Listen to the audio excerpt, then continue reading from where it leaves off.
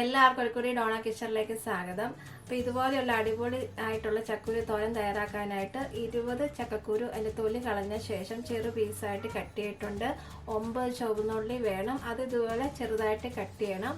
പിന്നെ 2 പച്ചമുളക്, 2 വെളുത്തുള്ളി, ഒരു ചെറിയ കഷ്ണം ഇഞ്ചി, 1/2 കപ്പ് തേങ്ങായും വേണം. പിന്നെ ഒരു 1/4 ടീസ്പൂണോളം മഞ്ഞൾപ്പൊടിയും വേണം. പിന്നെ കടുക് താളിക്കാനുള്ള ആവശ്യമായ സാധനം വേണം. അത് ഞാൻ കടുക് ചേർക്കേണ്ട സമയത്ത് പറയാം.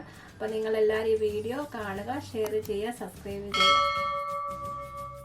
ചൂട് കട്ടിയുള്ള പാത്രത്തിൽ അരഞ്ഞു വെച്ചിരിക്കുന്ന എല്ലാം ചേർത്ത് 1/4 ടീസ്പൂണോളം മഞ്ഞൾപ്പൊടിയും ആവശ്യത്തിനുള്ള ഉപ്പും കറിവേപ്പിലയും നികത്തി വെള്ളവും ചേർത്ത് ചെറു തീയിലിട്ട് വേവിക്കുക.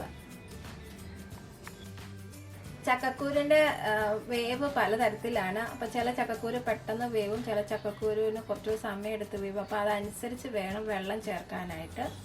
ഇടയ്ക്ക് നമുക്കൊന്ന് തുറന്ന് നോക്കാം.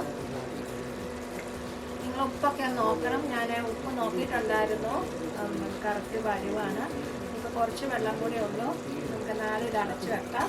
അപ്പോൾ അതേ ഞാൻ മോടി തുറന്ന് നോക്കുവാണ്.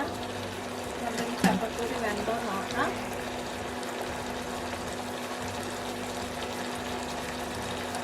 ചക്കക്കൂര് വെന്തിട്ടുണ്ട്. ഇങ്ങനെ നമുക്ക് മൂടി വെക്കണ്ട. നമ്മൾ ഈ ഇരിക്കുന്ന ചക്കക്കൂര് ഈ ഇരിക്കുന്ന വെള്ളം വറ്റിച്ചെടുക്കാൻ പോവാണ്. അപ്പം ഞാനിപ്പോൾ തീ ഇച്ചിരി ഒന്ന് കൂട്ടിയിട്ടുണ്ട്.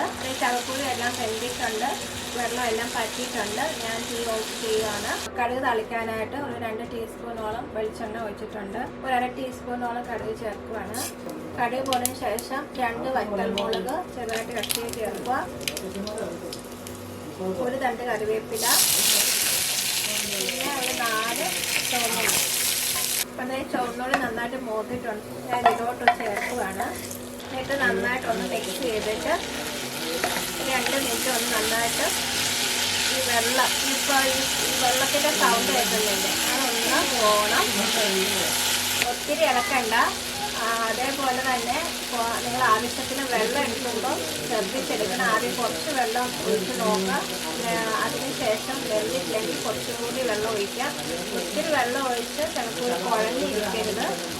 ചക്കക്കൂര് കണ്ടത് ഇങ്ങനെ നീളത്തിൽ തന്നെ ഇരിക്കണം. ഒത്തിരി കുഴഞ്ഞു പോയിട്ടില്ലല്ലോ, കറക്റ്റ് പരുവാണ്.